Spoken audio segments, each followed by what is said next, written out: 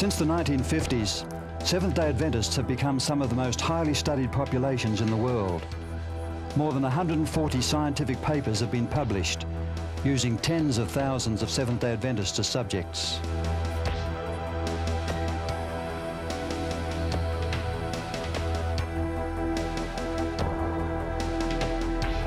How is it? 120 over 80, right on the mark.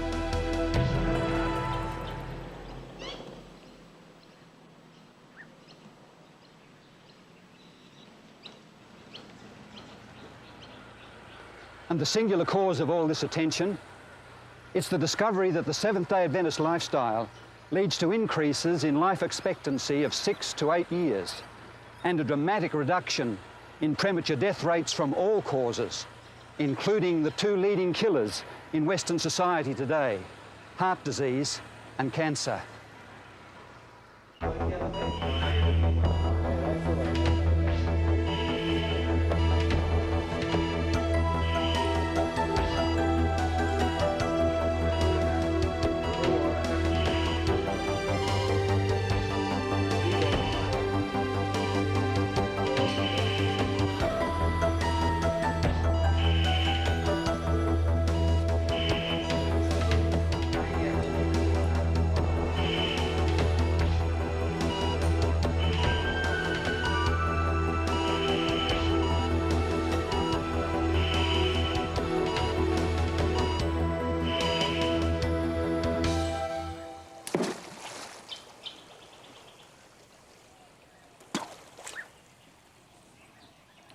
So what is the magic formula? Modern science has clearly established that there is a lifestyle that promotes health and dramatically reduces the risk of disease. It includes a varied diet of fruits, whole grains, nuts and vegetables, and the avoidance of meat and high animal fat products.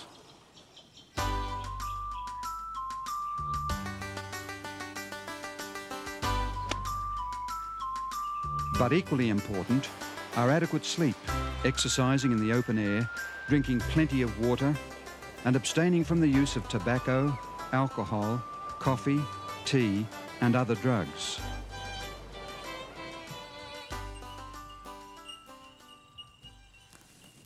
But how did such a comparatively small and relatively unknown group come to adopt such advanced principles over 120 years ago?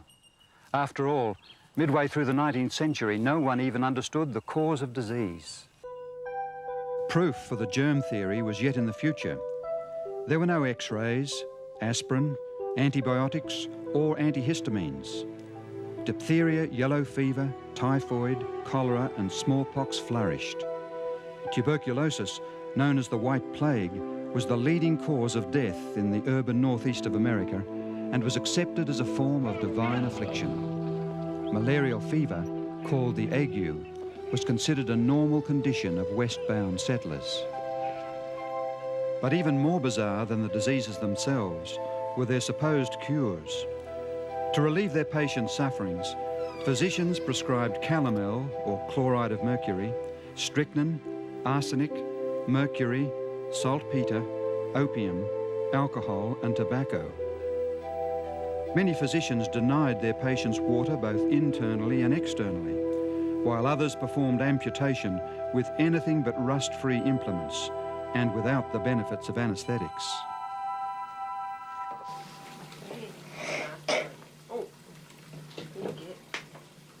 Night air was considered dangerous. Windows and doors were kept closed for fear of catching cold.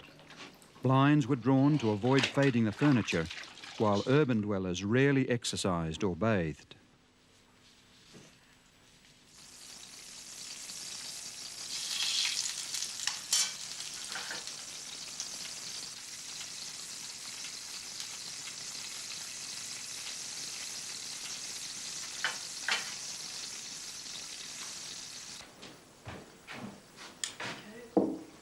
The typically heavy diet of the day was made up predominantly of meat filled with grease, hot with condiments, and washed down with tea and coffee.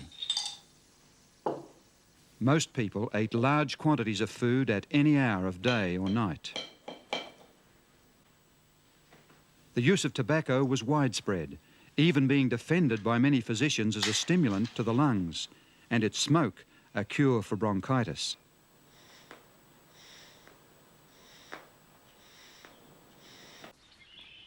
Almost no one saw any relation between diet and prevailing sickness. Pioneer Adventist missionary J.N. Andrews expressed the near universal belief that the diseases people suffered were, and I quote, "for the most part wholly beyond our control and ordered by God's hand." I say almost no one, for in the midst of this medical confusion, a few voices were calling for reform. Men like Sylvester Graham, who became the leader of the American health movement of the 1830s.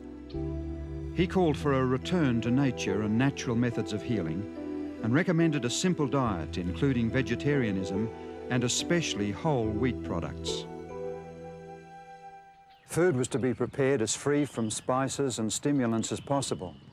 He also condemned tobacco, tea and coffee, alcoholic beverages, and the drugs commonly used in the medicines of the day.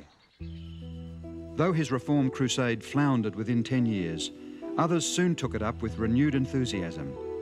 Hydrotherapy, that is healing with water, ice and steam, became popular in America under the leadership of doctors such as James Jackson and Russell Trawl. Both headed water cure institutions and promoted health reform, and both had close relationships with the pioneers of the fledgling Adventist Church.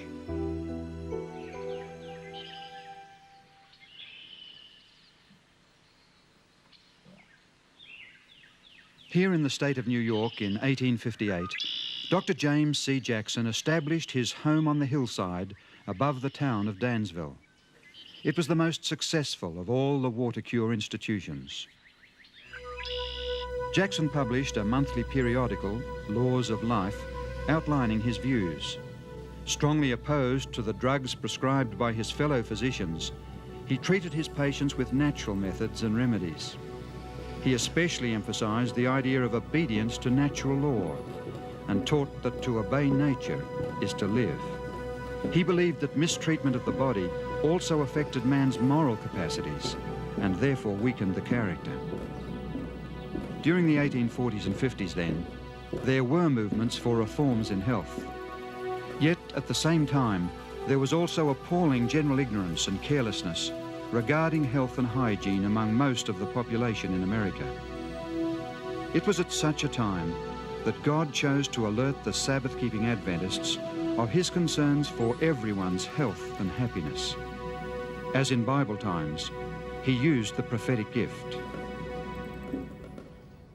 During the years 1844 to 1848, Ellen White received many visions, yet none dealt with principles of health.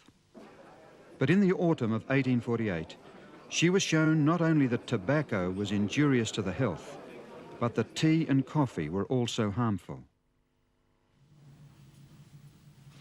Long before science established the link between tobacco and fatal disease and pointed out the dangers of excessive coffee consumption, many members of the church began to alter their lifestyles in response to her appeals.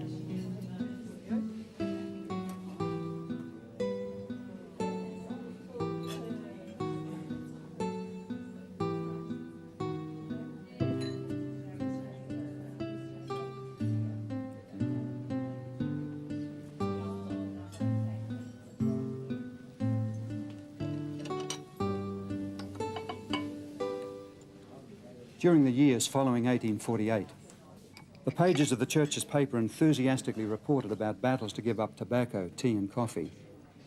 In the late winter of 1854, Ellen White reported another vision that spoke against the rich and greasy foods so common at that time. She also urged people to take special care of their God-given health by observing strict cleanliness of person and surroundings.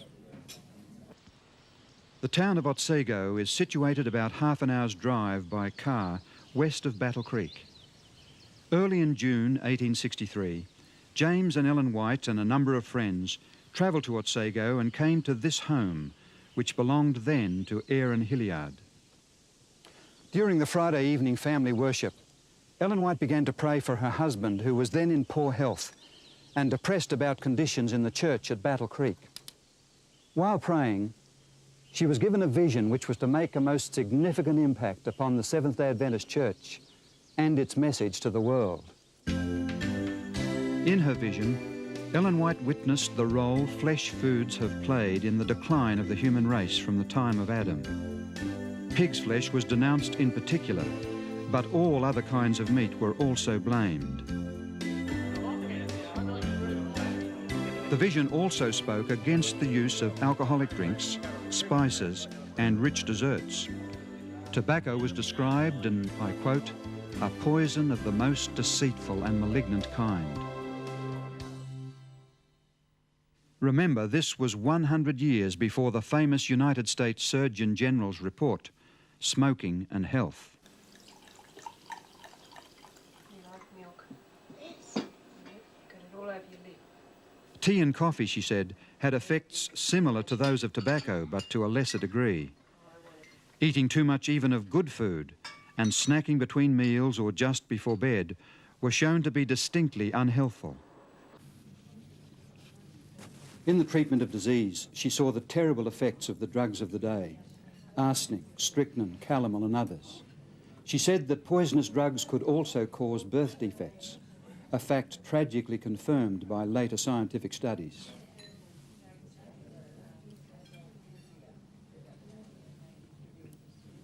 The elimination of these unwise foods and practices would have helped anyone to live better. However, the vision not only corrected errors, but gave counsel on the positive side as well.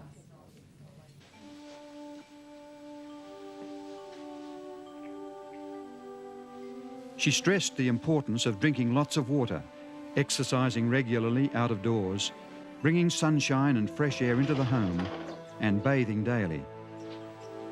Today, this is all pretty much common sense, but it was a strange message to many in the 1860s. A review of denominational literature shows that in the 6 years prior to the vision, half of those whose deaths were recorded in church papers were under the age of 30. Clearly, lifestyle changes were needed, even within the church. As far as Ellen White herself was concerned, she later wrote, "I was astonished at the things shown me in vision. Many things came directly across my own ideas." Nevertheless, she was clear about the implications of the health message. Health reform is one branch of the great work which is to fit a people for the coming of the Lord. There are, of course, biblical statements which support such an understanding of the importance of physical and mental health. Jesus himself devoted more time to healing the sick than he did to preaching during his time on earth. The Apostle Paul explained to the church members in Corinth about the body being the temple of the Holy Spirit. He also taught the church in Thessalonica that a belief in the soon coming of Jesus called for the body, as well as the spirit and soul, to be preserved blameless unto the coming of Christ.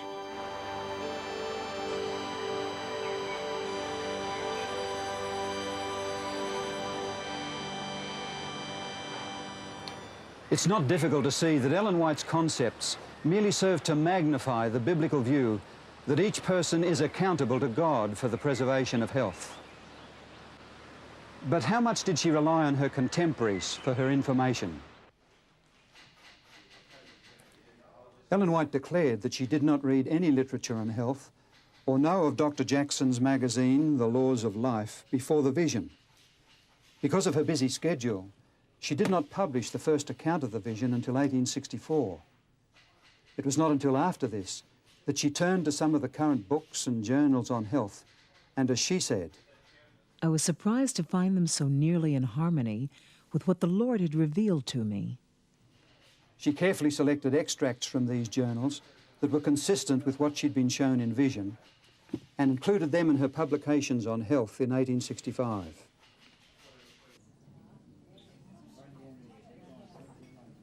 During the years following 1863, more visions were given to Ellen White on the subject of health.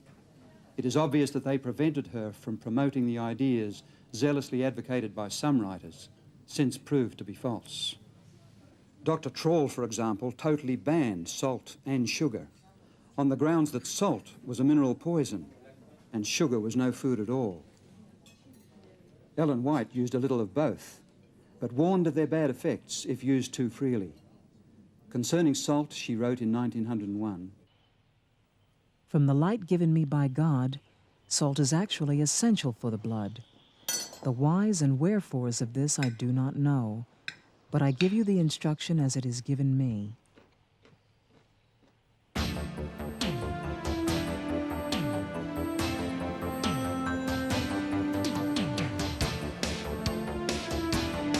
Long before the effects of cholesterol were known, she wrote that olive oil was far preferable to animal oil or fat. She promoted a vegetarian diet, supplemented by a limited use of milk and eggs, long before science confirmed their health benefits. In fact, a vegetarian diet has been found to significantly improve the endurance of athletes.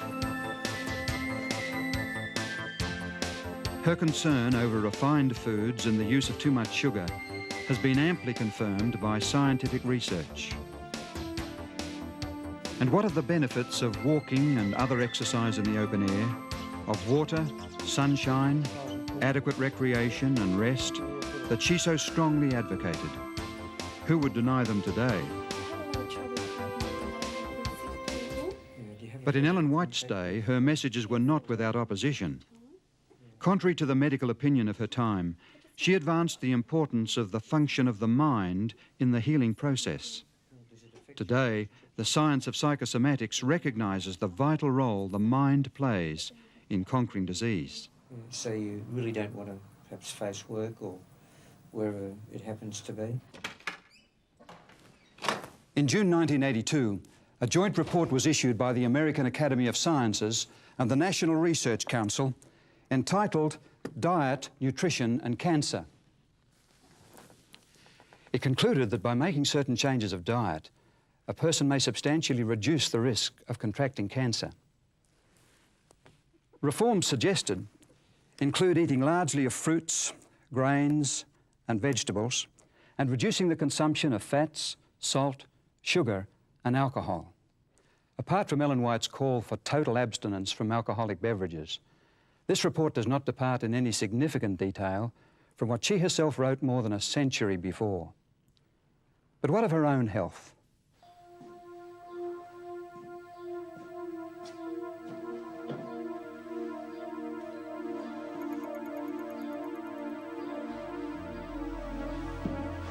The vision of June 1863 came to Ellen when she was weak, feeble, and subject to frequent fainting spells and dizziness.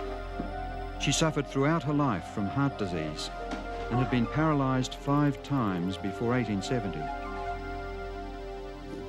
She described herself as a great meat-eater and that bread was especially distasteful to her. But she accepted the instruction given her and after 1863 radically changed her lifestyle and diet. As a result, her former faintness and dizziness left her permanently and her health began to improve.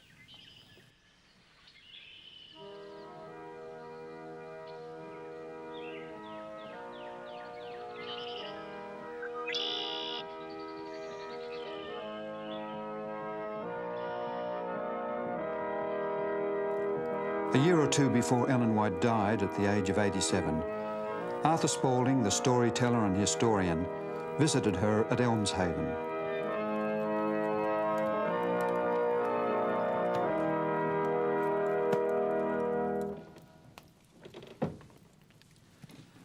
After family worship here in the parlour, she moved outside to the hall and with her brisk light step approached the stairway. Arthur Spaulding offered to assist her up the stairs, but she replied, "Oh no, thank you. I am very able to climb the stairs by myself. Why, I am as spry as when I was a girl." As when I was a girl, I should say not. When I was a girl, I was ill and weak and in wretched health. But now the Lord has made me well and strong, and I am better, much better than when I was a girl. Toward the end of his career, Dr. Clive Mackay, professor of nutrition at Cornell University, New York, was introduced to Ellen White's writings on food and nutrition. He was deeply impressed and was particularly intrigued by the question of the sources of her information. He asked how a woman with virtually no education could set out health teachings so far in advance of her time. He rejected the idea that she copied from her contemporaries. After all, how did she know which ideas to borrow and which to reject among the bewildering array of 19th century theories and health teachings, most of which were quite irrational and have since been discarded? He believed that she would have had to be a most amazing woman with knowledge beyond her times to do this successfully. After extensively reading her writings on health, Dr. Mackay began to lecture various professional societies on Ellen White's concepts. I am impressed with the correctness of her teachings in the light of modern nutritional science, in spite of the fact that her works were written long before the advent of modern scientific nutrition. No better overall guide is available today. By 1865, the Adventist Church had reached a membership of some 4,000. Though it possessed little wealth, it had been reminded in the vision of 1863 that it had a sacred duty to alert others with regard to their health. But how was the church to accomplish this goal?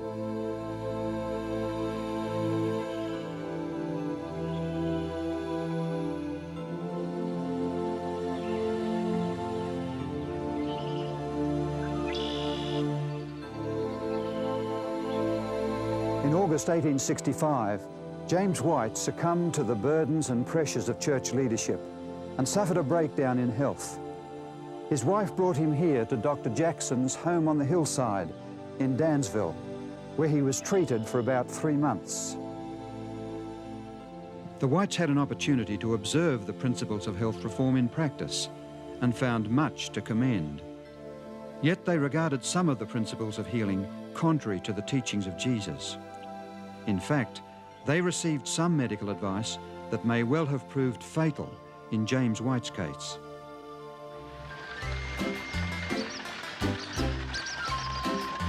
In December, Ellen decided to remove her husband from the Dansville institution, and they journeyed to Rochester in western New York State. Much prayer was offered there on James White's behalf, and on Christmas Day 1865, God responded by giving them a remarkable Christmas present. Ellen White was given a vision in which she saw that the church should begin its own healthcare institution for those who wish to learn how to take care of themselves and thus prevent sickness.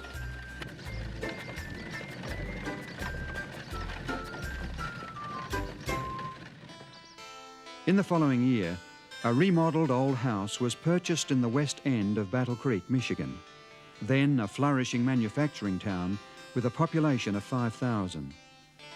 Known as the Western Health Reform Institute, it opened its doors in September 1866 as the first Seventh-day Adventist medical facility in the world.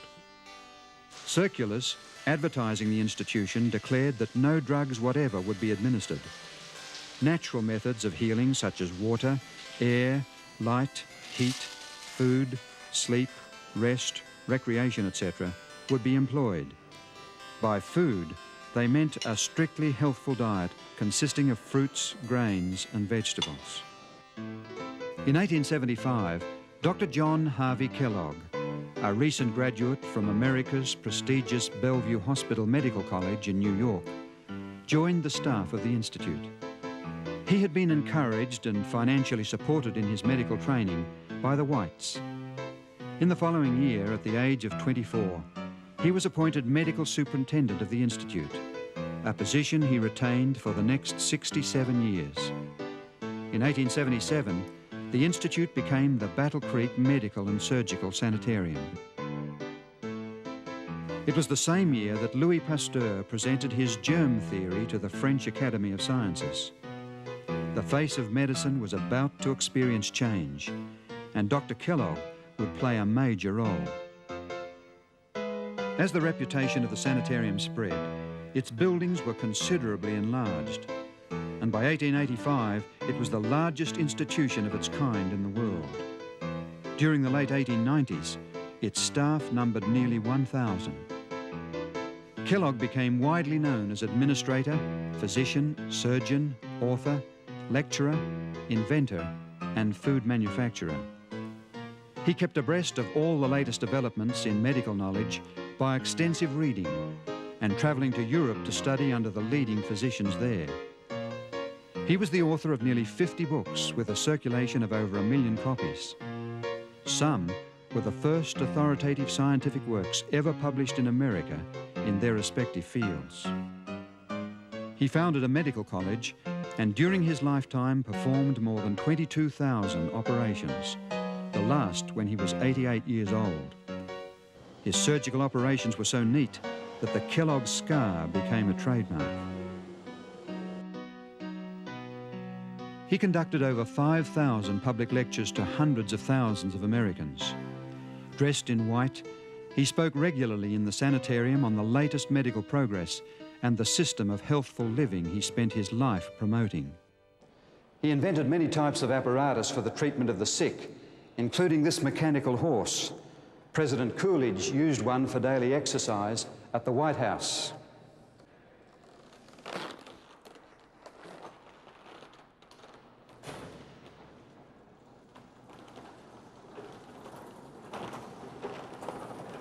Some of his inventions are still in use around the world today. Get up, boy.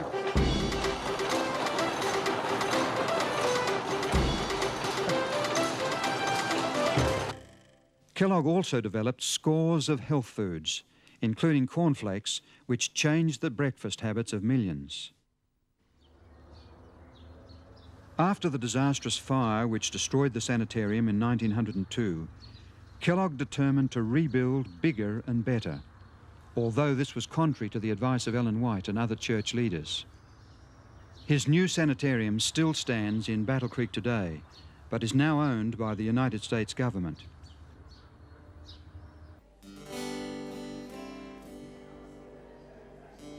Its impressive portico and entrance welcomed many who came to Kellogg for treatment and to learn of his ways to health.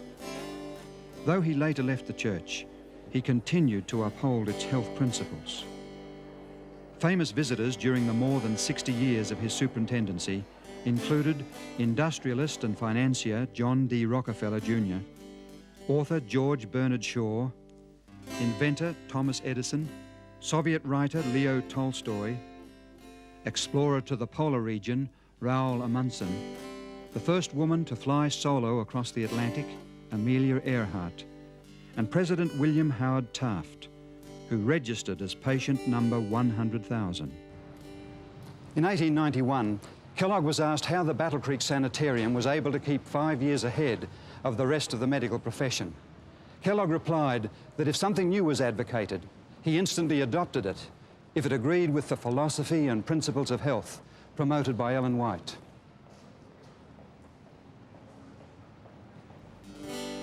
By 1901, it was reported that 27 Adventist sanitariums and 31 treatment rooms were then functioning, not only in the United States, but also in Switzerland, Denmark, England, Germany, South Africa, India, Mexico, Australia, New Zealand, and the Pacific Islands. Ellen White lived in Australia from 1891 to 1900. During her stay, she encouraged the establishment of treatment rooms that were operated initially in the Sydney suburb of Ashfield by 2 nurses who had trained at Battle Creek. Later, the location changed to Summer Hill, where it became a medical and surgical sanitarium. In July 1899, Ellen White called for the building of a sanitarium away from the centre of Sydney that would uphold spiritual values and sound principles of physical and mental healing.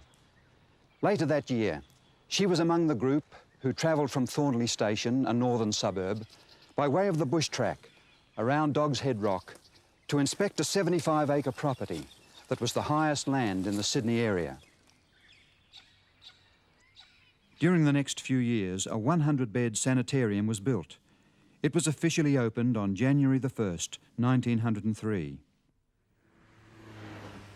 Replaced in 1973 by this modern 304-bed facility, the Sydney Adventist Hospital is committed to the principles of clinical excellence, united with a Christian healing ministry.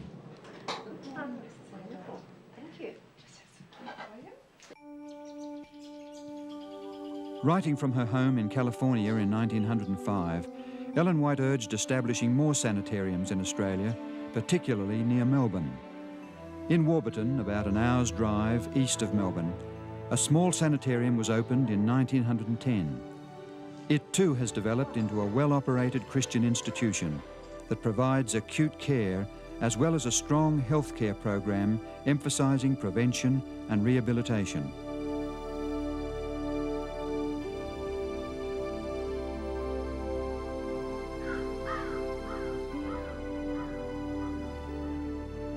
It was in Southern California, however, that Ellen White was to most noticeably influence the church's developing Christian healing ministry.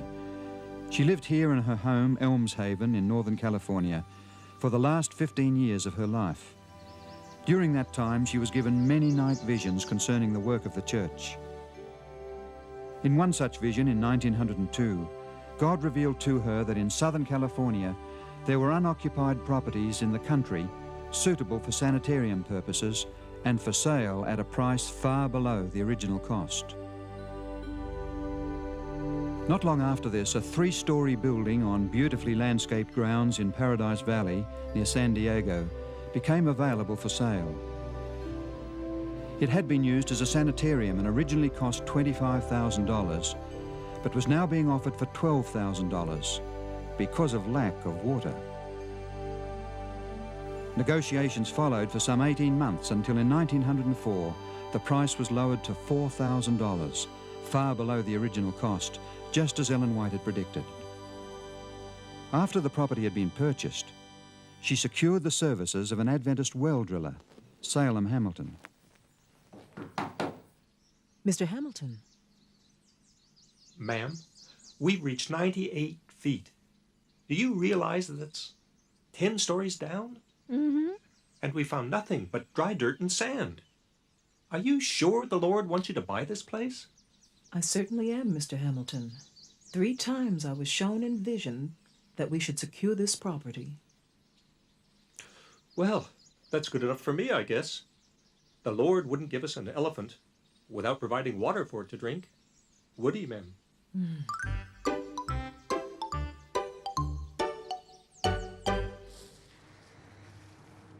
Salem Hamilton returned to his drilling and within an hour heard the sound of an underground river. Soon water began to seep through and that night rose 18 feet or nearly 6 meters in the well. The sanitarium's water supply was assured. Still owned and operated by the Seventh-day Adventist Church, Paradise Valley Hospital continues to offer its ministry of healing to the surrounding community.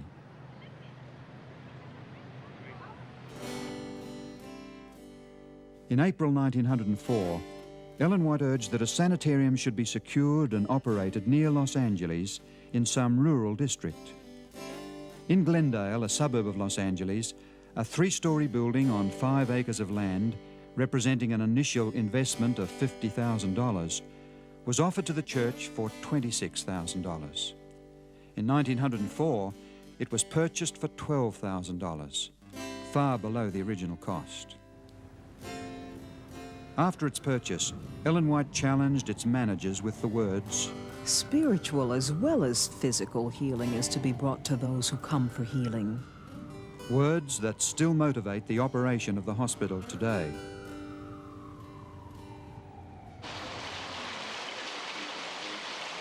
But there was to be a third sanitarium in Southern California. As early as October 1901, Ellen White had seen in vision that near Los Angeles there was an occupied building and fruit trees on the sanitarium grounds. This vision was so real to her that she seemed to be walking about the grounds, talking with the patients, and living there herself. Neither Paradise Valley nor Glendale fully met this description. In 1904, 76 acres of property for sale were discovered near Redlands. It was called Loma Linda, the Hill Beautiful, and included large gardens and orchards, beautifully landscaped lawns, scores of shade trees, carriage drives, and cement walks. Among the buildings on the summit of Hill Beautiful was a 4-story, 64-room hotel lighted with electricity, heated with steam, and with an abundance of fresh water. It originally cost $150,000. The final purchase price was $38,900, far below the original cost. On June the 12th, 1905, Ellen White came to Loma Linda for the first time. As she was shown through the buildings and over the grounds, she repeatedly said that she recognized this as the very place she had seen in vision 4 years before. The securing of this sanitarium, thoroughly equipped and furnished, is one of the most wonderful providences that the Lord has opened before us. Loma Linda will become an important educational center. A school is to be established here for the training of gospel medical evangelists. It is to be of the highest order.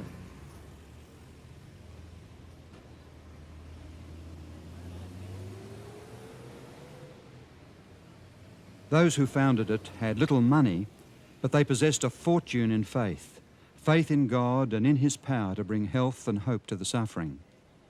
Today, as Loma Linda University, it operates as one of the largest schools of medicine in the western United States and is at the forefront of medical knowledge and research. This proton accelerator, developed for the treatment of cancer, is the first of its kind in the world. Along with the hundreds of other Seventh-day Adventist healthcare institutions around the world, the goal of Loma Linda Medical Center is not just to make men and women well physically, but through a ministry of Christ-like compassion and selfless service, to bring them into spiritual healing and into union with God and prepared for the soon coming of Christ. Such a goal reflects the overruling purpose of the Seventh-day Adventist healthcare program as revealed to the Church through the prophetic gift bestowed upon Ellen White. That purpose involves much more than adopting a vegetarian diet or choosing not to smoke or drink alcohol. It is concerned not only with the cure of disease, but also its prevention. Its example and motivation come from the infinite love of Jesus, the divine Good Samaritan, who came to a world of sickness, pain, and death to bring healing, physical, mental, and spiritual. Today, he bids us to follow in his steps.